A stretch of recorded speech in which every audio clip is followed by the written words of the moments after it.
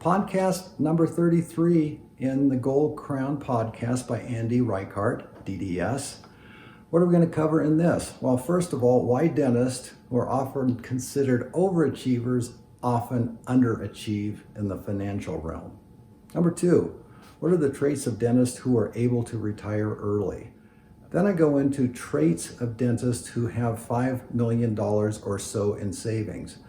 Yeah, actually, to be comfortable and to live in the same lifestyle you lived while you were working in retirement, you need probably 2.5 to 3 million now. That's more than the original 2 million that I said, 11 years ago or so. So it's up to closer to 3 million. But most dentists would love to have $5 million in savings going into retirement. What are the traits of those dentists? Next, I cover a dentist who actually retired with $14 million in savings. What was he like? What's his spending habits and so forth? Actually, several years later, he now has $18 million in savings. So next, what about a dentist at age 70 retires with no savings and has to retire at age 70? How much income can that dentist expect to have in retirement? Did a video a while back on that. The numbers are actually better than they were before. But what can a dentist expect to live on? And guess what? With no savings whatsoever, a dentist can, if they take Social Security at age 70, have over $100,000 a year to live on. Next, I go over the biggest barriers to saving. After that, a comment on the value of study clubs. I was in multiple study clubs while I was practicing, and since then I'm still in touch with those guys. What value are they financially to you? Why a 5-day work week is not a good idea comes next. Some dentists do that, most of us don't, but working a 5th day, does that really help or hinder? Then I go into resources. What are my best choices for various things like videos, blogs, books, podcasts? And finally, where do you go for advice? Who are the best dentist advisors out there? Thanks, and enjoy the podcast.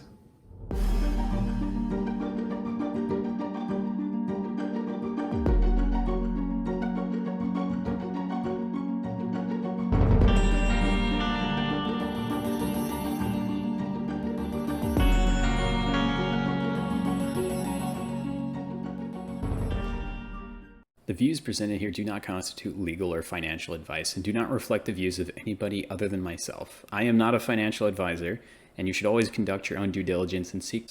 Something I've noticed is that it just seems like some people think that dentists retiring early is a completely new concept, but you've studied so much about this, and especially dentists that have retired before age 50. For example, you wrote an article in 2008 for Dental Economics.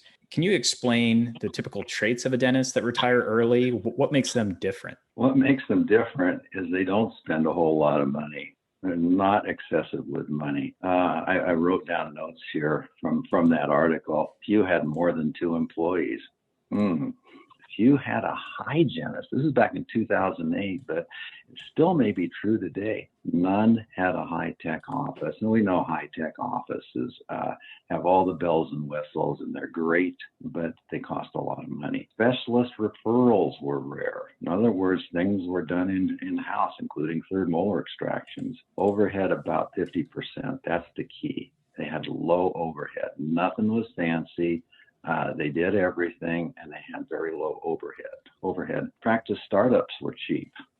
After startups, a lot of the larger purchases were made in cash rather than taking out loans. These guys practiced in the same location while they weren't in practice that long if they retired before age 50 or around age 50. They didn't have superstar employees. These guys were frugal. I go on just saying, this is highlighted in my notes. I know the average, I know that the above goes contrary to idea that a high-tech office producing $3 million per year with 75% overhead is ideal. I mean, I know some dentists who are absolutely killing it in big offices, but that's rare. That $3 million practice with a doc taking home $750,000 will often see real personal savings of near zero.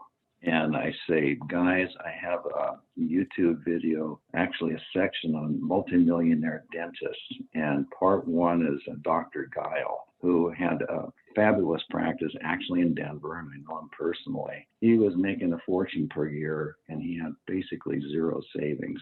He was spending it all. So high-tech offices, fine, but often the money that you make is spent. Docs who produce a lot and have high-tech offices normally live in expensive homes with high maintenance. High maintenance people, cars, spouses, kids. So they spend a lot more. And that's the end of that section. Yeah, that's great. Yeah, and I've been listening to your YouTube videos and I've been reading your articles, and like, man, how did I not find this sooner? So I'm glad that I found you eventually. It took me some time. I have not promoted myself at all over the years. I write stuff that people want to read it, fine. And Dentaltown picked up on me at like 2008 and said, hey, this is weird stuff. We like this a lot. This is totally different than the promotion that the financial planners are putting out there. Right. Of which the guys that they had were actually good. They gave good information, but yours is personalized from a dental standpoint. So I went with them until like 2015. Yeah, you're a little bit more in the community. Yeah.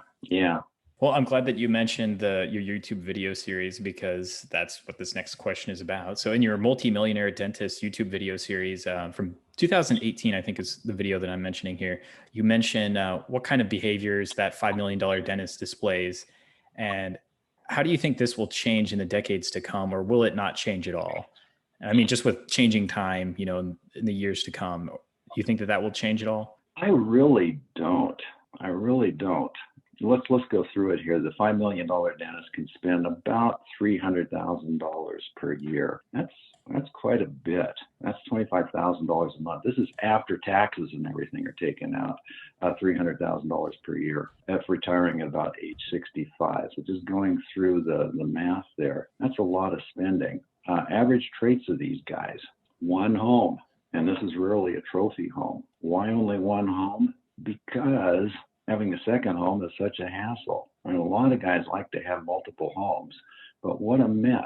What happens is they can spend a whole lot of money on a nice Airbnb or a really expensive hotel, about as much as they want. So they don't want the hassle of that second home. These dentists would rather spend their money on a nice Airbnb for extended stays, as financial output and responsibility is less than having a second home. So again, they'll go for more expensive places to stay, but they don't have to stay in the same place, and they don't have to worry about maintenance when they're not around. That's a huge issue. Divorce with dentists, period. The $5 million dentist, really, I've never seen a divorce with any of these people, but dentists have a very low divorce rate anyway. I did an article where I actually studied divorce rates of different professions, and it took me forever to find accurate information, and eventually I did. Dentists are right down at the bottom there with farmers and actuaries. MDs have much higher divorce rates. Well, I think we all know divorced dentists. And my point at the end of the article is, I thought it would be way higher than that. I thought we'd be up at the top with the dancers and the bartenders. We are not. It's just that when divorce happens, they are spectacular. So, a lot of drama, office getting split. Yeah. Cars that these $5 million dentists have. It varies. Usually they're frugal. They buy cars that aren't going to break down. Functionality is the most important. But there's a fair amount of Porsches and Teslas out there because they pay cash for them, and that's fine. Travel. Okay. Vicki and I are getting into travel. Guided trips are popular. We had a Galapagos trip planned for last summer, which we didn't take because of COVID. That was going to be about $25,000 for a week for two of us. We have a planned Antarctica expedition in 2 years. That's going to be closer to $60,000. People spend money on trips. That's very, very common with a $5 million dentist. Biggest difference from regular people or regular dentists I see with the guys that have more money is they're engaged. They're engaged in a lot of different things. Sometimes it's giving back to dentistry. Sometimes it's third world dentistry. But oftentimes it's learning art, taking courses. They're engaged. A lot of them give back to the local dental societies and the local community. Right. Yeah. I've heard some people say that, dentistry as a profession is, on the decline. There's too many dental schools pumping out too many dental students. And, maybe this $5 million amount for this dentist that he makes, yeah, maybe back then that's how it was. But in the future, there's going to be so many dentists and the competition is going to be so high that we're going to be making minimum wage. There's a lot of doom and gloom out there from certain folks. I'm sure that you've heard that yourself. I've heard it forever. And really, when we got started, there was horrible doom and gloom, because the dental schools, actually, the federal government had given them money to increase class size by 10% in the mid 70s. So there were more of us out there. We had probably a little bit more difficult time setting up practices because there were more of us, but it all worked out. I think the future is really, really positive for dentists. The income is good. You don't have the responsibilities and all the education that goes forever for MDs, and you're not working 12-hour shifts 7 days a week and getting 3 days off. So we have a lot more control over our lives. Right. Yeah. And that's one of the reasons I like it so much. That, and also the quick path to business ownership. I think that's a huge value. The DDS is just a ticket to get that. Absolutely. Totally agree with you there. Okay. Well, I'm very grateful that you've spoken on the importance of balancing the quality of life. I know you mentioned that just a second ago. And because we want to sometimes think that all there is accumulation of wealth, and then, retiring. I'll defer my happiness until I'm retired. And then that just forces some people into a never-ending cycle of working without any kind of respite. So in your multimillionaire dentist series, you mentioned that a bread and butter 3 operatory dentist he was able to build $14 million in wealth. So for many dentists, that might seem daunting, but hopefully it makes other dentists think about how much money they themselves actually need to retire and be happy. Because some people just work without any kind of goal in mind.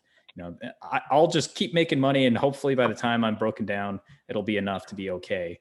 And for anybody listening, no, you don't have to have $14 million made, but this guy did it, the one that you studied. So it's doable. And from your experience of studying these dentists, how can one determine their peak happiness level without spending too much, or conversely focusing on wealth so much that they forget to enjoy life?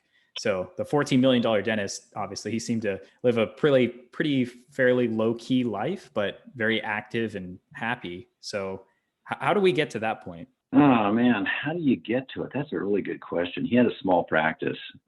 He didn't refer to specialists. It was up in the mountains here. Actually, it was near one of the ski resorts where he worked, and he did not see celebrities or ski resort type people at all. He worked with the workers there more than anybody else. I've kept in touch with him. He now has $18 million. He's been in retirement for about 6 years now. Oh, wow. He's way too frugal. He really was a miser in many respects. Didn't retire until almost 70. He was guilted into working longer and longer and longer. I have written down here that I really feel that $5 million works really great for most dentists. Again, you can spend $20,000, $25,000 a month in retirement.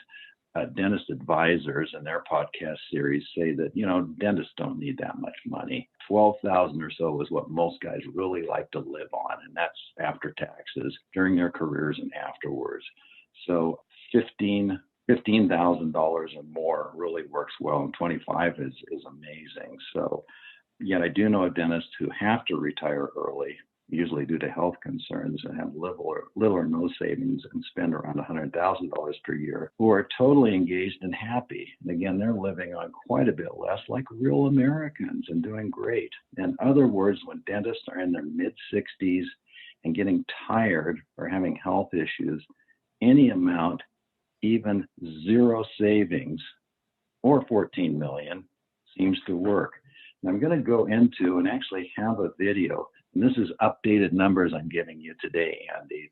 That's changed in the last couple of years since I did the video. Dentist with no savings at age 70, zero, nada. What can they get? Okay, well, obviously they've waited to take Social Security until it's maxed out. For the dentist, that's $3,900 per month, $3,900 per month. Spouse is always going to receive at least half of that, or what their actual Social Security tells them they will receive. So that's at least $1,950 per month. Okay, so we got basically $4,000 per month for the dentist, $2,000 a month for the spouse. You can take out a reverse mortgage. And guys that have to retire at age 65 or 70 normally have money in the house. Well, reverse mortgages, I think you can get up to $625,000. They may have increased that recently. But say you have $500,000 in a reverse mortgage. That's $1,500 per month. Practice sale. Usually we have a practice to sale. Practice sale, after all is said and done, maybe you sold the practice for $750 or something. Practice sale, taking home $500,000 after all is said and done, 5% per year. That's not the 4% rule because you're retiring at age 70, not 65. Taking out 5% per year is $2,000 per month. Well, the total here is actually $93.50 per month, or $112,000 per year. Average American needs about $60,000 or so to be happy. $112,000 a year. I definitely know a dentist in Southern California in particular, where I was for about 10 years, Southern California in particular, who are living on $100,000 a year because their practices didn't do great because of competition, and they are fine. How about that?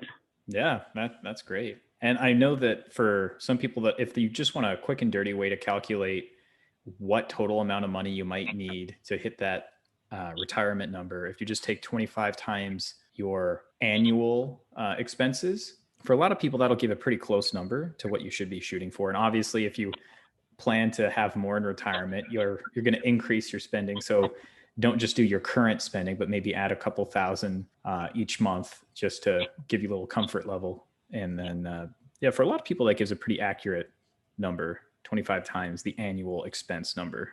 So if you don't know that, that's actually download Mint. That's actually perfect. And that's a bit more conservative than I gave out earlier with the numbers I gave. So 25 times 100,000 is 2.5 million. That's pretty much it. I like that a lot. So good going, Guy. We spend a lot of time on this stuff because obviously for me, it's important, and hopefully it's important to someone else out there. And if it at least helps somebody, then it's all worth it. So how can we better appeal to dentists to better map out their financial futures? I know that you've spoken to many conferences, and it looks like you've been through a lot of different experiences where I'm sure that you've noticed barriers to trying to get dentists to think about this and see the world on the other side of work, the retirement side of things, planning for the future. So what are these roadblocks? Are they mental roadblocks? Is it just that we're making ourselves too busy in clinic, that we focus on continuing education, but not financial education? What do you think is the big thing that's limiting us? Well, that's a really tough question. I took a while to think about that. How can we better? It's pretty impossible. I am reaching, I figure, about maybe 15 to 20% of dentists. Is that enough? I don't really think so. People don't want to go to financial courses because they don't want to feel guilty. I see that all the time. The financial courses which are always full, were practice sales, but not actually talking about basic personal finance. So we're afraid of that. Those who keep their practices simple, not extravagant, and don't have to live in the best neighborhood. And I'm going to get to this in a second here, Millionaire Next Door book series. Who don't spoil their kids do fine long term, but it's tough to reach dentists. Quick comment on neighborhood in the Millionaire Next Door series. Neighborhood, they say, this is Tom Stanley and Danko back in the day, the biggest impact on one's ability to save is their neighborhood. We like to live in nice neighborhoods. Right now, I live in a nice neighborhood, so I'm violating all these things, but I can afford it. When you're in the nice neighborhood, you have a bigger offices usually. You have more employees with high overhead. You like to send your kids to private schools. You need to take good trips. This is back to Dr. Guile from that Millionaire series I did. They have to have a big house, tend to work about 5 to 10 years longer than a normal dentist, and like to continue those lifestyles in retirement. So it's tough. Dentists want more money than they have, and they see these icons out there who are doing extremely well. I'm doing well, but I live a fairly normal lifestyle. Out in front of the house here, we have a 2010 Subaru Outback, and we got a newer Prius. Could I buy a more expensive car? Certainly. I want something that's not going to break down here in Denver in particular, because up in the mountains a lot. So I don't know how we can appeal. Andy, do you have any good ideas? It's a question I've always wondered about. And the best answer I could come up with is just exposure to these ideas, because this podcast primarily focuses on the concept of early retirement, which is even more niche than just talking about retirement. So the best thing I could think of is just try to get more exposure, try to at least make people think about it a little bit if they've never even heard of it. There wasn't a single financial independence and retire early podcast for dentists before I created this. So I'm hoping maybe that'll at least give people the thought that it's something that people can do. And from the guests that we've had, there's people that are doing it. And, for example, Roshan Kalra, he's going to be financially independent in his late 30s. He'll be he could retire and never have to work another day in his life. And I think that we just don't know that that's even possible just because we haven't seen it. And without that representation and information, we are just stuck in the default mindset. And the default mindset is just get your nose down on the grindstone and just crank away dentistry until you just burn out or whatever. I think that's the biggest limiter, but I don't know. That's the best thing I came up with so far. So that's part of the reason I do this. I agree. Yeah. Yeah. But it seems like that's something that we're going to always be battling. I think just trying to inform, but not tell. And it's also tricky too, because each person is their own person. They choose how they want to invest, but sometimes people get excited by those shiny objects and they go, oh, I have a friend who's doing this really risky investing thing over here. I want to buy a car wash, and it's like, well, do you know anything about that? Or have you taken any training on it? Or do you have anybody in the industry? And yeah, it's just a tough situation, I think, but you can't go wrong with more education and at least being around other like-minded people that are interested in pursuing that financial independence. Yeah. And this goes into the next question that you had for me. You've spoken at many conferences, but what have you noticed are the biggest barriers? And my answer was the neighborhood you live in, and that's from the Millionaire Next Door. Being around people who have fancy cars, big homes, have high maintenance. These big homes have huge maintenance issues ongoing. Your kids have got to be perfect. They have to go to the right schools. You have to dress appropriately, go to the right restaurants, just be popular and cool. And again, it's the entitled lifestyle. Those who don't care about that, and I never have. I've been more into sports than anything else. I love skiing, mountain biking. I like to beat up my body. That's what I like to do. I could care less about fine dining, fancy cars, fancy homes. That seems to make a huge difference is where you live. Yeah, I definitely believe that. And the cost of living and the taxes are definitely things to keep in mind as well. So I also found it interesting, maybe that you've heard the cynics say in the past, well, you say I need to save for retirement. Well, that means that you want me to work 5 days a week, maybe even work on Saturdays at a different office, being an associate. I thought it was really interesting from the research that you did is that the most productive dentists don't work 5 or 6 days a week. They actually work 3 or 4 days a week. So why do you suspect that is? Is it just because of higher value of cases with fewer hours, or is it just being more recharged and energetic for the fewer days of work, or why is that?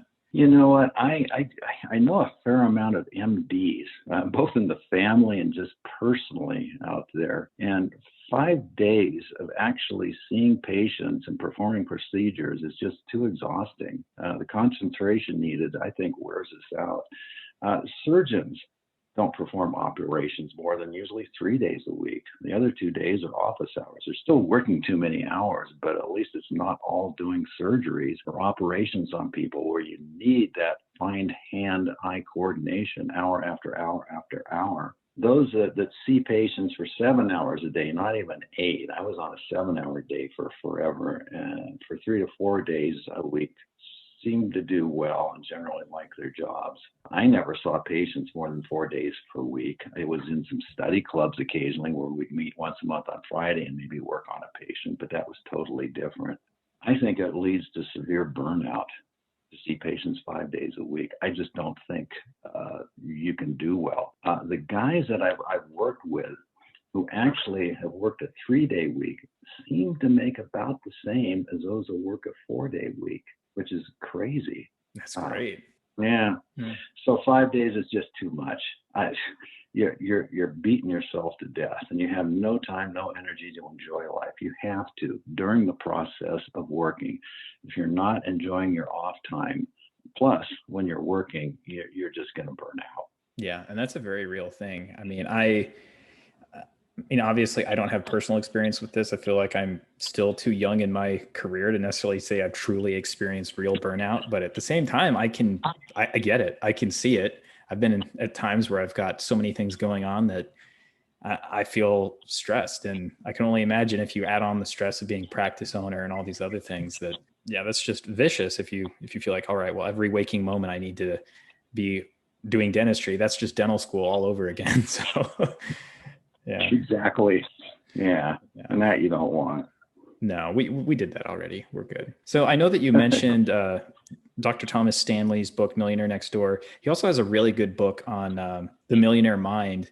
And he also talks about the typical traits and mindsets that millionaires have. So if you're interested, definitely check that out, listeners. But what other resources do you recommend that people learn from? And I mean, by resources, I just mean books or CPAs, advisors, podcasts, anything like that. Yeah, I've got a whole list here, and I usually give it out at my courses. So let's go through it. And Andy, you can ask questions along the way. Please do. This is the last portion that I have listed here of the podcast. Videos, I've got videos on YouTube. There's other dentists who have good videos on YouTube too, but I'm Dr. Doug Carlsen, and Carlsen is E-N, so it's Carlsen. Or you can just Google Doug Carlsen, and it'll probably pop up YouTube videos. I need to update those at this point. I haven't done any for about a year and a half right now. COVID has slowed things down, obviously, for a lot of us. That's been a huge issue. Anyway, there's 35 plus videos. There's a lot of views on it. It's got a lot of traction, more than anything else I ever did. The writing I did for Dental Town, I thought was pretty spotless. It was really, really good, and it was well researched. The videos are dumbed down versions of those, but they're obviously a lot more popular because you're looking at a video rather than having to read. So I have those listed. Any other videos that you like in particular, Andy, for this sort of thing? I read a lot of books, so I could pull open my Kindle library. I like both physical books, I like Kindle books, and I like audio books. And I listen to a ton of podcasts. I know we've already mentioned several podcasts here, but there's some podcasts are like From Military to Millionaire is really good. The ADPI, the Active Duty Passive Income podcast. Bigger Pockets is really good for real estate investing. They're one of the first people that really motivated me to considering that as something that could happen for pretty much everybody who just was intentional. But I do have a list of my favorite books posted on the goldcrownpodcast.com. And I'll just mention briefly, some of them are mindset books, like Hal Elrod's book, The Miracle Morning.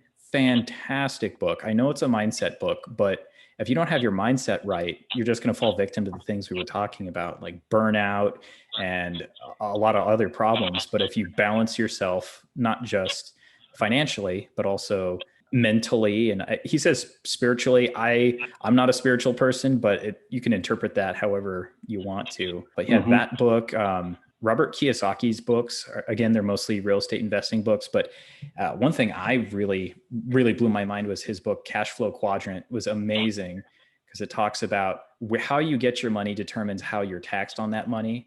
So if you're self-employed, or if you're a W-2 earner, or if you're an investor or a business owner, You generally speaking want to become a business owner or an investor, because then that means that money is not W-2 income, which is proportionally the highest taxed group there is.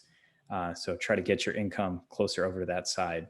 And yeah, I just really love those books. And the book that I've read most recently that just really blew my mind was The Banker's Code by George Antone. Just, I read a lot of books, so I don't want to bore you with a gigantic list of library books, but those are some of my top ones that I think that everybody should read to at least know a little bit about. Got it. Thanks. Yeah, and we can go on forever here, so I'm going to be a little bit careful here in the books I talk about.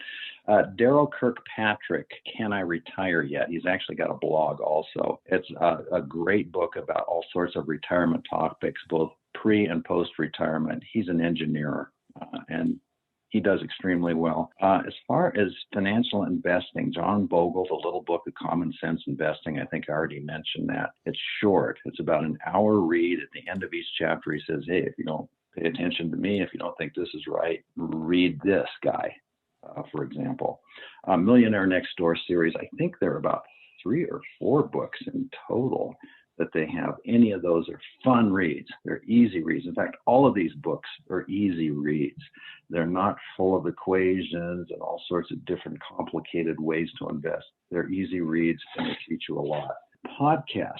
Obviously, this podcast, which is new to me, and I think it's absolutely fun. And really, you're going over some very, very important financial topics for dentists. Dentist Money Show. This is Reese Harper. He's doing really well out in Utah, out in Salt Lake City. Dentist Money Show, Dentist Advisors is the name of their company. I like what they do. They're good people. They have a really good podcast going over all stuff dental, and far as dental materials, having consultants come out and talk with them. It's not just money, it's a little bit money. With them in particular, but they bring in all sorts of different people in the dental industry. White Coat Investor talked about that. That's the pearl out there. Oh, yeah. That's my go-to for one. anything financial. Jim Dolly, MD, actually went out to visit him about 6 years ago when he was first starting on that. We skied in Salt Lake City at Snowbird. He tried to kill me. He was like 35 years old at the time. He didn't. But he's got a monster. He's got great material for all professionals. The lawyers should be looking at that too. Clark Howard, I like just for basic things about products.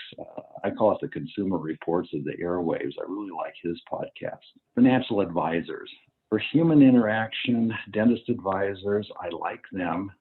They have good programs set up. They're not inexpensive to use, but they seem honest. And I've gone through some of the cases they have working with dentists several years ago, and they're putting them on the right track. I think they're doing a really good job. They also have really good knowledge about practice management, which is a help. White Coat Investor does have advisor recommendations on the website for physicians and dentists. I really like the robo-advisors. They take the human element out. Nerd Wallet, I think it may be already mentioned, goes through the ones that they like and rank them each year. Wealthfront, Vanguard, Betterment, Ellevest, SoFi. They have low fees and seem to work well. Do it yourself. Do it yourself. Be careful. You can get eaten up real fast. Using life cycle or target date funds, I think, is probably the only real safe way to do it yourself. And I've learned over a period of time, I know about all different types of investing, shorts, all sorts of sophisticated ways of doing it, and I've decided not to over the years. College savings, that's a different topic. The biggie is saving for college. This is for your kids, saving for college. They have the best plans for each state. So that's something to look at for that. That's all I have as far as that list goes, Andy. Oh, but that's great. Yeah, I love all of those resources. I also felt like I'd be a little bit remiss if I didn't mention a couple other of my absolute favorite books. There is, and like you were saying, different asset classes for different people. I'm maybe a little bit more interested in being an active investor. So I'm focused on real estate. So one of my favorite books of all time is Retire Early with Real Estate by Chad Carson. And so he breaks down not just how does one invest in real estate, but how it's so good at giving you passive income as well as the principal debt pay down, and then you're building equity and you can refinance that or sell it later on. Just really good book. And then specifically for the Miracle Morning book that I mentioned by Hal Elrod, there's one that's called Miracle Morning for Millionaires. And that's written by David Osborne, who's a real big player in the real estate space. Just a fantastic book. I highly recommend that. Even if you don't know anything about real estate or you think you're not interested, I used to find real estate distasteful. I'm not going to lie, at the beginning, because I was like, oh, this is just, it's just people who have connections that are making, good deals and being able to get returns, but it might change your perspective. So I recommend looking into it. And I myself, I've got one rental working on two. So I'm slow going right now, but I hope to ramp that up in the near future. But yeah, I love all the resources that you mentioned. And again, just do what's right for you as the listener. I mean, it's not like necessarily there is just one way. Again, sometimes you have to tailor it, but you can't go wrong from just learning and getting opinions from lots of different folks. And I think a lot of dentists find out in retirement, because I've worked with a lot of guys that are retired now. I'm right in the middle of the baby boomers, and basically all my friends by now are all around age 70. We are retired, and we retired in our late 60s, and the new retirement date of 70 I like. I think that's probably important. The guys that are happiest are the ones that are not chasing the gold coins or the shiny objects out there. Mm-hmm. You do not need to feel entitled. I mean, it all has to do with size of your house, who your friends are, where you go, what restaurants. No, it doesn't. But my wife and I, we have a pretty easy, well, with COVID, we're not doing a whole lot of anything, but we did not go out to fancy restaurants. I spend my time and energy actually on sports more than anything else at age 70. I've got a bad back with arthritis in it, so I actually have to work out. But there's other things in life that become more important the older you get. And a lot of it has to do with how many doctors do you have to see this week? How does your back feel? Keeping in shape, I think, is incredibly important. And that was not brought up at all here, but I want to bring it up at the last. Exercising. And actually, during my dental career, I was exercising 3 days a week. That was it. My wife told me in my mid-30s, my first wife, do at least 20 minutes, 3 times a week. That was all I did. And you know what? That made a huge difference. Now I'm working out an hour a day at least because of cholesterol and some heart issues. But at that point, even 20 minutes a day, just walking, getting outside makes a huge difference. So I wanted to bring that. And you saying that, it actually reminded me of what actually might be the most important resource that I failed to mention, and that's older dentists. So all the dentists that I've spoken to that are older, whether they were savvy investors or not, they all had things that they were able to tell me that hopefully I've been doing a good job sharing on the podcast, is what they would have done differently, because they're looking on the other side of things. They've seen their whole life happen to them. And we're younger dentists, and a lot of us don't really know what life is about, honestly. I mean, a lot of us are just in our 3rd or 4th decade of life, and we've got a long way to go. But if you can hear from these older dentists that have been there, they've done that, what mistakes they've made, what you can do differently. And just from me hearing from all of them, that's been a huge resource in my life on, how I should maybe be more intentional about my savings rate, or how I organize my life and how I make time for the people I care about. And I would say that is probably one of the top resources that I didn't mention. And one of the top resources that I didn't mention is being a member of a study club. Oh, yeah, that's good. Study club. I was always a member of at least 2 of them, and I still keep in touch with those guys down in Albuquerque. Some of them are in Utah now. Some of them are in California. Study clubs.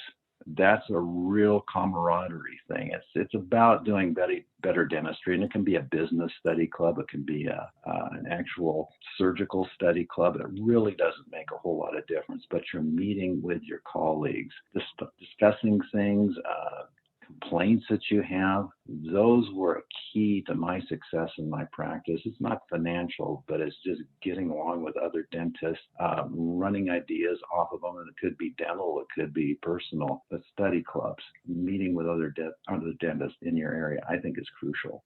It's not just the specialist, it's the general dentist out there if you're a general dentist. Yeah, I think that's a great idea. That's definitely something that I need to do in the future after I've moved and taken care of my military commitment. But all right, well, this has been a really fantastic discussion, and I really appreciate you joining us and adding so much value to everybody. Is there a best way to contact you? I know that you've got your YouTube channel and you've shared some of the other ways that people might be able to reach you, but is there any other way that you wanted to provide? Yeah, it's easy to get in touch with me just at my Gmail account. It's drcarlsen@gmail, drcarlsen@gmail. That'll always work. I've had that account for years. Okay, perfect. Awesome. Well, thank you so much. And like I said, this has been a real treat for me. I kind of view you as like the godfather of this topic because you've done so much work in the area, and hopefully I'll be doing at least a little bit of justice to the subject in my own humble way. So I really appreciate you joining us and sharing your perspective and experience over the years. Okay, my pleasure to be with you. This was a lot of fun. Thanks. Yeah, no problem. All right. Well, everybody, thank you so much for listening. I hope this has brought you value, and make sure that you can learn a little bit more about financial independence, because when you do, you're going to be able to get out there and make it count.